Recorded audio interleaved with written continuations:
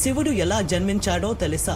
భగవాన్ శివుని గురించి చెప్పబడే ఒక గొప్ప విషయం ఏమిటంటే ఆయన త్రిలముల ఆది మరియు అంతముల దేవుడనే చెబుతారు. ఈ ప్రపంచం మొత్తం విఫలమవుతున్నప్పుడు కూడా శివుడు నిలిచి ఉంటారు. కానీ మీకు తెలుసా శివుడి జననం ఎలా జరిగింది? ఆయన తల్లి ఎవరు, తండ్రి ఎవరు, ఆయన విద్య ఎక్కడ అభ్యసించారు? ఈ ప్రశ్నలన్నింటికీ సమాధానాలు ఇవ్వబోతున్నాం ఈ వీడియో ద్వారా. కాబట్టి దయచేసి స్కిప్ చేయకుండా చివరి వరకు చూడండి. అందులో ముందుగా శివ పురాణంలో చెప్పబడే శివుడి జనన కథను చూద్దాం. శివుడు స్వయంభూ అని చెప్పబడతాడు. అంటే ఆయన ఎవరి ద్వారా జన్మించలేదు. ఆయనకు తల్లి తండ్రి లేరు.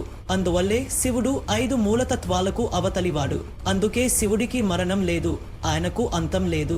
విష్ణు పురాణంలో మరో కథ చెబుతుంది. విష్ణుమూర్తి నుదుటి నుంచి ఉద్భవించిన తేజం వల్ల శివుడు పుట్టాడు అని. ఆ తేజం నుంచే బ్రహ్మదేవుడు జన్మించాడు. కానీ శివ పురాణంలో విష్ణువుల నుంచి ఏర్పడిన మలముతో విష్ణువు జన్మించాడని చెబుతుంది. ఇలా ఈ కథలన్నీ ఒకదానికొకటి విరుద్ధంగా ఉన్న శివుడి జననాన్ని వివిధ కోణాల్లో వివరించాయి. ఇంకా ప్రసిద్ధంగా ఉన్న మరో కథ బ్రహ్మ మరియు విష్ణు మధ్య గొప్పతనంపై జరిగిన వాదన సమయంలో వారి మధ్యలో ఒక భారీ అగ్ని స్తంభం జ్వలించే తూనికగా శివుడు ప్రత్యక్షమయ్యాడు. ఆ అగ్ని స్తంభానికి చివరి భాగాన్ని కనుగొనాలంటే శివుడిని గ్రహించగలుగుతారు అనే శబ్దం వినిపించింది. బ్రహ్మదేవుడు పైకి వెళ్లి చివర చూడాలని పక్షి రూపంలో వెళ్ళాడు. విష్ణువు క్రిందకు వెళ్ళాడు. కానీ ఇద్దరికీ చివర కనిపించలేదు. తరువాత శివుడు తన అసలైన రూపంలో ప్రత్యక్షమయ్యాడు. అప్పుడే బ్రహ్మ మరియు విష్ణువు ఇద్దరు శివుడే ఈ విశ్వంలో అత్యంత శక్తివంతుడు అని అంగీకరించారు. ఇప్పుడు మనం మరొక ఆసక్తికర విషయం చూసేద్దాం. శివుడు బ్రహ్మపుత్రుడిగా జన్మించాడా అనే ప్రశ్న. విష్ణు పురాణం ప్రకారం ఒకప్పుడు ఈ విశ్వం మొత్తం నీటిలో మునిగిపోయింది. అప్పుడు విష్ణుమూర్తి తప్ప ఎవరూ లేరు.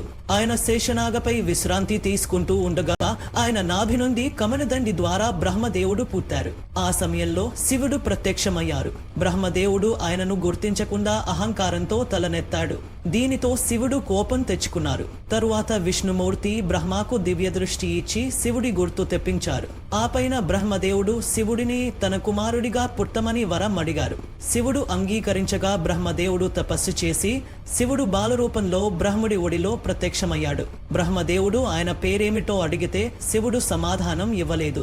అప్పుడే ఆయనకు బ్రహ్మదేవుడు రుద్రుడు అని పేరు పెట్టాడు. అయితే శివుడు అప్పటికి మౌనంగా ఉండకంతో బ్రహ్ముడు వరుసగా 108 పేర్లు ఇచ్చాడు.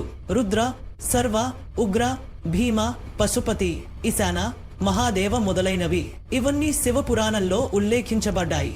ఇక శ్రీమద్ది దేవి భాగవత పురాణం ప్రకారం ఒకసారి నారదుడు బ్రహ్మదేవుని అడిగాడు, ఈ సృష్టిని ఎవరు సృష్టించారు? విష్ణువు. శివుడు మరియు మీ తల్లిదండ్రులు ఎవరు?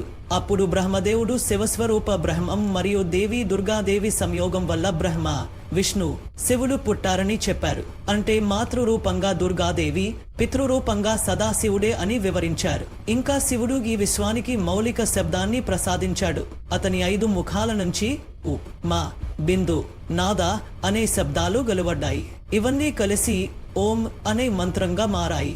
ఇక చివరిగా శివుడి గురువు ఎవరు? హిందూ మత గ్రంథాల ప్రకారం శివుడే ప్రపంచానికి తొలి గురువు. ఆయనే ఆది గురు. ఆయన బ్రహ్మదేవునికి జ్ఞానం ఇచ్చాడు. శివుడు తన జ్ఞానాన్ని తన దగ్గర ఉన్న శిష్యులకు మాత్రమే ఇచ్చాడు. వారే సప్త ఋషులుగా ప్రసిద్ధి చెందారు. ఈ వీడియో మీకు ఎలా అనిపించింది? మీ అభిప్రాయాలను కామెంట్స్ ద్వారా చెప్పండి. మీకు వీడియో నచ్చితే లైక్ చేయండి. అలాగే మా ఛానల్ను సబ్స్క్రైబ్ చేయడం మర్చిపోవద్దు.